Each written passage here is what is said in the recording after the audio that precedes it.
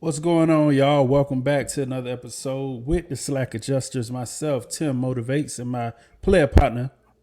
Celine V World, we at it. We at it. Man, welcome back to another episode.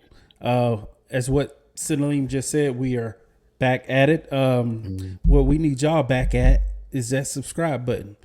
The views are there. The likes are there. Even though it might just be a few, we just need y'all to share the video. If you haven't subscribed yet, you've been watching for a few weeks, man, hit the subscribe button, hit the little bell right there. That helps out. And, share with a friend. If you are enjoying some of this content, if you feel like we've helped you in any type of way, we make you laugh, you disagree with us, man, share it with somebody. Like, look at these fools. You know what I mean? Absolutely. Yeah, man, it's a lot of news lately. Salim, what we looking at today? We're jumping in it today because there's a bunch of big topics in here. And we're going to just dabble in a couple of them. Number one, the whole thing about FEMA, which the hurricanes, we're in hurricane season. Okay. So we're both Georgia boys. So we've seen a lot of the damage from Hurricane Helena. Mm-hmm. Not as bad as Florida and not as bad as North Carolina. They've been ravaged and devastated. But FEMA's apparently run out of funds. So I think that's where we want to start at, because that's kind of sparked us to do this particular episode. Yeah. And we're going to dive into that with a short video, but I'm just going to set the whole stage up right now. Then we'll dive into the whole port crisis, where they've done strike and went off strike, right? And we're going in the end we'll tie all that in, and how that plays into trucking and into the supply chain and everything we got going on as an economy and as a business, as our business, how it affects our businesses and everything else. So let's kind of jump it off with this first video, where the director of FEMA actually says verbatim that pretty much they're out of money. Okay. And I don't want to, just kind of be talking about hearsay. We want to let you hear from the horse's mouth. So let's dive right into it. Secretary Alejandro Mayorkas sounding the alarm on FEMA funding right after the devastation of Hurricane Helene. Listen. We are meeting the immediate needs with the money that we have. We are expecting another hurricane hitting. We do not have the funds. FEMA does not have the funds to make it through the season. This all comes as the Biden-Harris administration spent over $1 billion from a FEMA program on services for migrants. Attorney General of the great state of Florida, Ashley Moody, joins me now. AG Moody, why does the Biden-Harris administration always seem to help American taxpayers last? Good morning, Todd. Yeah, everyone should be waking up this morning outraged by that comment. This is not something that has just happened recently, and Florida's been warning about this since this administration took over. Mayorkas has come in like a virus and infected these what need to be healthy, strong, fundamental programs to ensure the stability and safety of Americans in times of disaster. So you heard, they have taken the FEMA Emergency Food and Shelter Program and over time siphoned off hundreds of millions of dollars into basically making it an illegal immigrant resettlement program. And so when you see these states and cities around the nation declaring emergencies, even blue states, because of what this administration has done, encouraging more and more and more, developing programs to encourage more and more and more people to come here, the government, Biden and Harris, are having to fund that on the backs of the American people. And now, right now, when Florida, North Carolina, Tennessee, Georgia, all of these states are hurting because of this truly natural disaster, not a Biden-Harris-made disaster, they're saying we need more money. And of course they need more money because they've been laundering it from the true intended purpose of this fund that Congress set forth. Laws be damned. There's two things going on here. We just touched upon the main thing, this horrific prioritization of migrants over American taxpayers. But there's also something else here. What does this say about the Biden-Harris administration's ability to just lead? If they underfunded FEMA this much, and we are not even close to being in the heart of hurricane season, which in reality is August, September, October, and November, A.G. Moody. Look, this is what President Trump did so well while in office. He could get to a 30,000-foot level, look at the health of American agencies and programs, determine what the problems were, and enlist resources, talented individuals, and a strategy to put Americans and the safety and strength of this nation first. I've seen it work here in Florida with Governor DeSantis. We decide where our problems are, we set forth to fix them, and we make sure not only money, but the strategy and talented personnel are in place to fix them. So, for example, when you have a disaster like this, and when there's no electricity, instability, when there's people needing just the basics of life because of a disaster. I was with officers the other night, and we surged our resources in vulnerable areas to looting. We made sure officers knew what to look for when it was in complete darkness. Right. They knew what to charge. We make sure our state attorneys know to hold these people so they don't get back out and start ravaging these communities again. It takes proactive efforts, and you just do not see this out of this administration.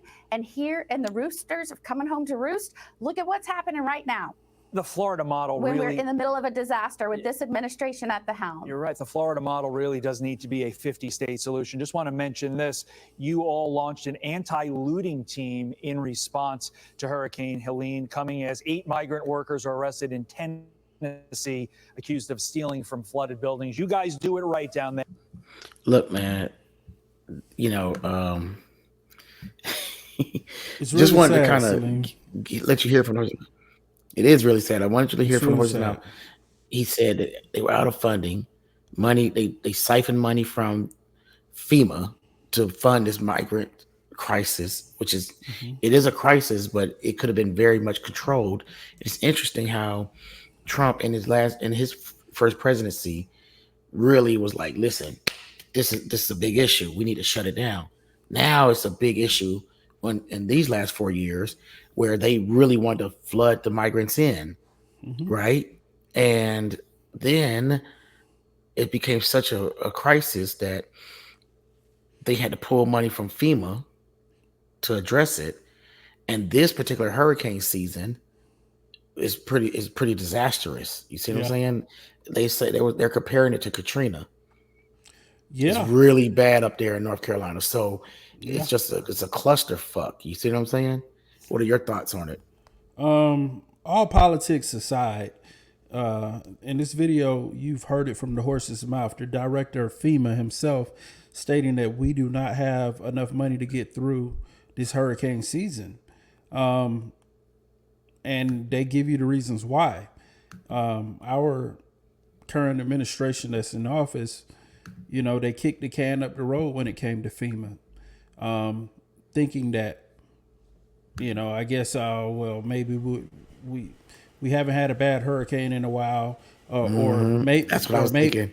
Or maybe they're thinking, we'll just we'll fund it, with so and so, and they forgot to do it, or it wouldn't be this bad, wiping out. I don't mean to cut you off. Wiping out a whole highway and bridges. The infrastructure is totally destroyed. No one could have predicted houses. This. No one could have predicted this, man. But it's really sad that those people are up there trapped. I believe you said you spoke to a friend of yours who has family up in the North Carolina area. They can't leave a building they're in, something like that. The people in the town are shut in. The people in the town of Asheville there's no roads in and there's no roads out, and there's basically depending on themselves, their neighbors to help each other. And as truck drivers, we've been looking for those loads, the FEMA loads, the high-paying FEMA loads that we get every time there is a disaster. I think the last time we seen it was during the pandemic, right? There was high paying loads of water and different supplies and stuff like that to, just to aid the people. But this time around, it's been very few. I'm not saying it's not been any loads, but it's been very few loads going into these disaster areas, man. And the pay is not there as well. The few loads that I'm speaking about, we both have a mutual friend, Ashley, that's been doing loads going down to Augusta, and those loads are paying. They're paying okay, but they're not paying what we've been traditionally seeing going into these areas. And Augusta didn't get hit as Augusta got hit hard, but the devastation is nothing like what's going on in Asheville, and I haven't seen any loads going up to Asheville. I heard reports that they really can't get into there, and that even when people try to do their own efforts of getting up there, they were stopping them from going in and like, no, don't, you can't go help. You won't go like that. How crazy is that? Like they send over billions of dollars to Ukraine, billions of dollars to Israel with no hesitation. Yeah. But you can't put together a convoy at the drop of a dime. There should be helicopters dropping relief aids if you have to. They should be pulling that. You got to take care of home first before you take care of anyone else. Home comes first, and that's just a principle rule, just in general in life. And this is a reflection of this administration, man. Anybody who doesn't see that, shame on you. You see what I'm saying? Yeah, you can't ignore this, man. You can't ignore it. Back during Katrina, Kanye West said something like, Bush. What was it? What did he say? He said, President Bush don't like black people, right? So I dare to say Joe Biden and Kamala Harris don't like white people. There it is. There it is. Hey, while you playing around with it, hey, you never know, man. But there it is. Don't hurt the messenger, okay? They're going after. There's a lot of people in Asheville. It's the similar situation, bro. Yeah, people are in Asheville waiting and begging for help, just like what happened in Katrina. In Katrina, it was a lot of black people. New Orleans, Louisiana. Of course, a lot of the white residents got. They were suffering too, but right in the heart of New Orleans, where the black population was the highest, those people were feeling abandoned. And the people in Asheville right now, which is a rural town, it's a mountain town. The demographic is pretty much highly white, Caucasian people. And they're looking for the government just like the people in Katrina did. And they're going to come. They're just coming a little too late. They're scrambling and scraping. Their priorities was not in the right place. They were trying to help the migrants to help themselves to build up their voter block. And that might be a conspiracy to some people. But as of right now, it's obvious. These people have Social Security cards. These migrants are having federal assistance with, food stamps and WIC, hotel vouchers, all type of things. And, now we're seeing a lot of that money came out of the FEMA fund. Yeah. Shame on you. Yeah. Shame on you guys. That's insane. Mm-hmm. In other news, the strike happened too. And I see all this stuff happening at one time. Boy, it is insane. And we're in that trucking space. Everything that we're talking about affects trucking. Mm-hmm. So the strike happened on the East Coast. I think it was only for 2 days, right? But I think a lot of people don't understand what the real meat and potatoes was behind the strike. Everybody wants to call about money, but it wasn't all necessarily about money. What it was about was more about automation. And what we're going to show you now is a video. It was a year ago. Let me be clear about it. It's over a year ago. This video was made, and they bring in light. They shine light onto the automation and how it's a great thing. But lo and behold, it's not a great thing right now for the people that was on strike, and everybody looking at it as a bad thing. So let's kind of see where we were at a year ago when it's in regards to automation, and then we'll kind of give our thoughts on it after the video. Okay. All right, let's do it.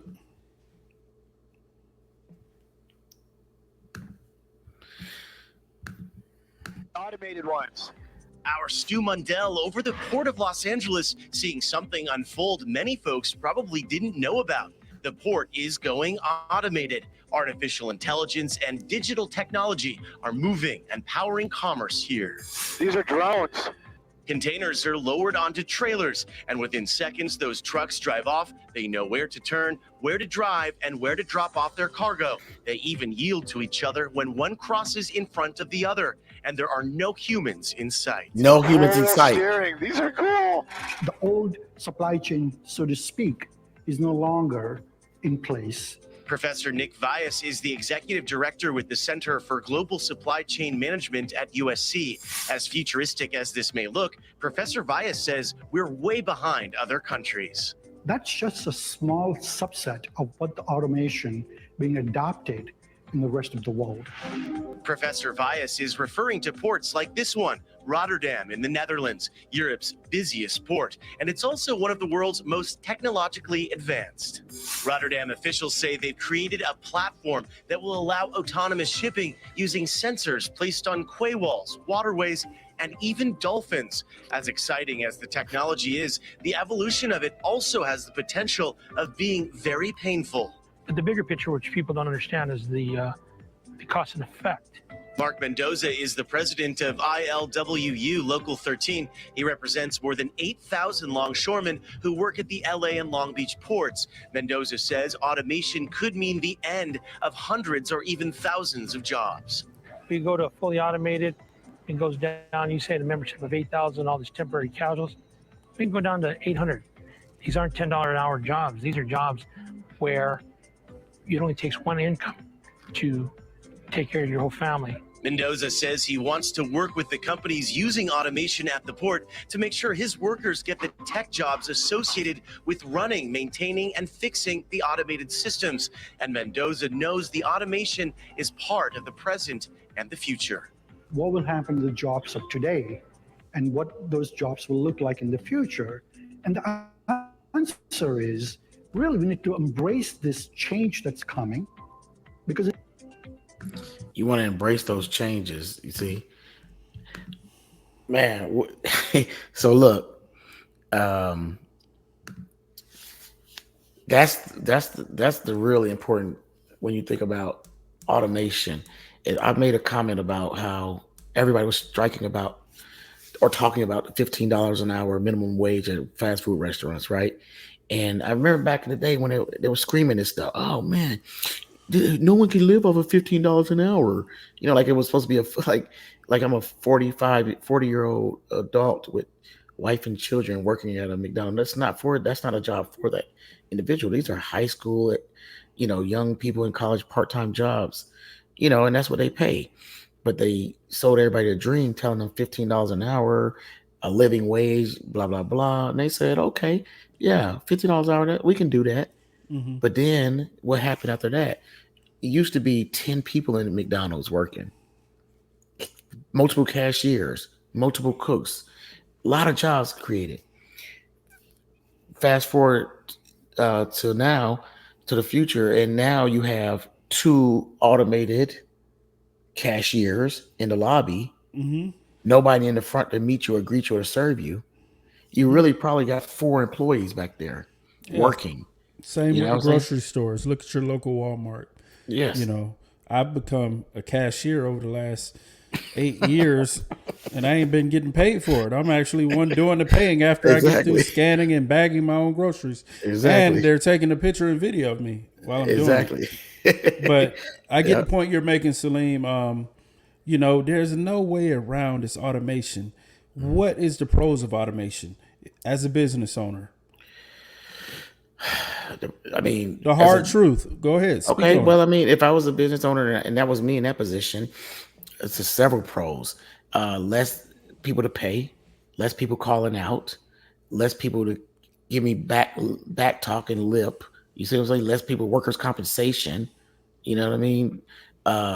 Quiet quitting, this new term that has been coined, this phrase has been coined, quiet quitting. Okay. Mm-hmm. I mean, I can go down the list of what makes automation work for a company. Right. All right. Do you feel sorry for these union workers? listen, I, people are not going to like me when I say this. I don't really feel sorry for anybody, per se. When you've had, I don't think people should get comfortable, and that's when I think what happens with these union workers and a lot of these people, they get very comfortable. There's union workers out here that go to work, make great money, hardly do anything. You see what I'm saying? Their jobs become a political tool, right? And and it costs companies over the years so much money. When we was working at AAA Cooper, I've heard rumors about it. The owner saying, if y'all ever decide to go union, I will shut this business down. There wasn't rumors. Part of your employee onboarding, they showed you a video. Did you not watch that video at that company? No. There was a video that was on, VHS tape, and it was probably made in like the very early 80s, and Right. it speaks about anti-unions, basically how that company, AAA Cooper, was anti-union and the harms a union could cause, and if you were to unionize, you would lose your job right away. And Wow. end of the video, it's probably just like a 10-minute video. I don't know how you missed it, but I wonder if they still show that video. If anybody works for AAA Cooper, man, comment down at the bottom if they still showing that anti-union video. I don't know how I missed that. I mean, maybe I wasn't paying attention to it. I was so giddy about getting a job. But I wasn't worried about, union stuff. I'm not a big believer in unions. I mean, I think they had their place.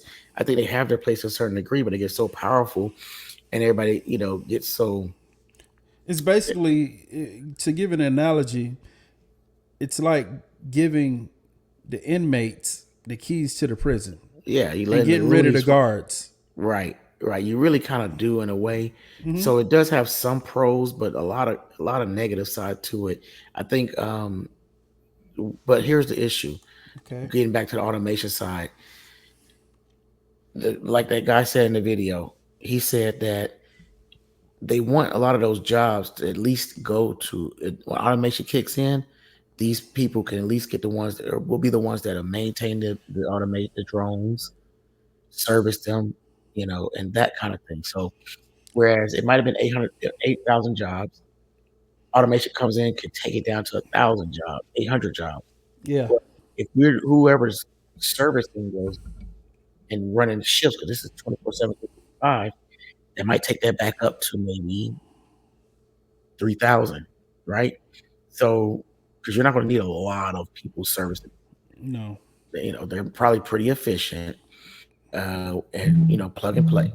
So now you're going to lose some jobs, but you're going to gain some in a way. So when you ask the question, do I feel sorry for people? Dude, you got to always be thinking ahead. Yeah. You got to be thinking ahead. You got to see this coming. This video was a year ago, and if it was a year ago, you're in that space. You saw this coming several years ago. So let's be clear. That video was set in California, where the automation was spearheaded. Those union workers had already accepted. They went on strike as well. They came to a deal to where, I guess the companies agreed to limit the automation, and so that was part of the deal. Yes, limit the automation and preserve some of the jobs that they were going to automate and give them a raise. So those guys are making roughly $161,000 a year, entry level. No, that's probably the top pay. Well, top pay. The top guy might get that. Let me finish. The guys here on the East Coast, their entry level is $81,000. So that's the base salary. $81,000 here on the East Coast, $161,000 on the West Coast. That's what they negotiated, and that's what these guys are striking for over here on the East Coast. They're striking to get more pay and to limit the automation. But what they're really looking at is to preserve these jobs for their kids, for future union workers. And that goes back to what we were saying earlier, or what we were alluding to. These unions, a lot of them, they're for the people, but they're also about the money. If you got 3,000 dock workers in California, and they're looking at maybe, those numbers going down to 800. Well, that's how many? 2,200 workers that are no longer going to be paying union dues. Oh yeah, yeah. You understand? Yeah. All right, welcome back, Salim. I see you was distracted for a second. No. But I was just saying. No, I heard everything you said, but that union. that's less union dues coming in. Right. That's right. less power. Yeah. That's less leverage. All right. Well, you 800 workers want to strike. Okay. Well, we got about 600 robots headed here right now. One of those containers that this automated robot is about to unload. You know what I mean? So. Hell, even the dolphins are getting the jobs more priority over the. They spoke about dolphins. Somehow they're putting sensors on dolphins in the waters of that, of the docks over there, and they're dude, like, you got dolphins taking y'all jobs. It's really scary. It's sad, but like you said, the thing, unions are a thing of the past. As business owners, we do not want to. We don't want our employees and our contractors being able to take over our business. You know what I mean? When we're the ones who put in the sweat equity and all the time and investments to get things going. It's as simple as this, Salim, and I'll wrap up my points. If you don't like where you're working, quit and get another job. But what do unions do? They strike, they cry, and maybe I'm being a little harsh when I say cry, but they're holding up the American economy based off of, some would say legitimate, some would say, all right, well, you don't like it, go somewhere else, bro. That's all I gotta say. Yeah, you don't have to listen. I mean, people are not gonna want to hear this. A lot of kickback for these opinions. I'm very sympathetic to how jobs are created and how jobs are just taken away from people. We understand that. And they sell it to you as, hey man, your job security for years to come, invest your life into our business and you're good to go. And that's that, like I said, unions has its place to a certain degree, but as we always know, you have to always be thinking ahead. Yes. You can't put all your eggs in one basket. We've been in this trucking space for a long time. We see how it feels right now. We always game planning for the next move, man. You can't never get complacent out here. I think that's the bigger thing that people don't really understand. Yeah. People work so hard in their life and you would think that you're able to put this thing on cruise control. You're never able to put this thing on cruise control. I don't care if you're debt free. You'd be a little bit better off than a lot of people, but I don't care if you're debt free. You own your own business. You got a lot of cash in the bank. Anything can suck all that up and leave you stupid at the end of the day. And then now you're back to square one again, right? What are you going to do? What am I going to do if my legs, I couldn't, if I was in a wheelchair and what kind of work can I do from a wheelchair for the rest of my life to take care of my family? You get what I just think about those kind of little things. And I'm always thinking ahead. I always try to put a little bit away. Always trying to find a way to, game plan, and jobs are doing, and companies are doing the same thing. How can I save money here? How can I, get rid of this kind of problem, that kind of problem, to be more efficient? It's always a tug of war, seesaw, up and down, back and forth. And if you're not in that mindset, you're going to be a victim of little things like this. It's just how it is. Okay? Employees got to have a business owner's mindset. You have to at this point. When the writing's on the wall, when you see a storm coming, you better put on a raincoat. All right, you better start heading out. These guys, they see what's coming with automation and stuff, but I think they're going about it the wrong way. But hey, they're union workers. This is the only way they've been doing it for years, and nothing ever stays the same for forever. Right. You guys just gonna. So based off my notes, they got an extension until the end of the year, a 90-day extension. The companies did agree on some of their, on some of their terms, and they're going to work into the first of the year, and they're going to have to negotiate more until then. But I don't think things are going to go in their favor like they wanted to. Even if they get another 3-year extension, what's going to happen after those 3 years? It's going to be some changes going on. Some of y'all need to start, looking into how to work on these doggone automated trucks, hustlers, whatever they got out there at them docks. Or some of y'all need to start looking at retirement.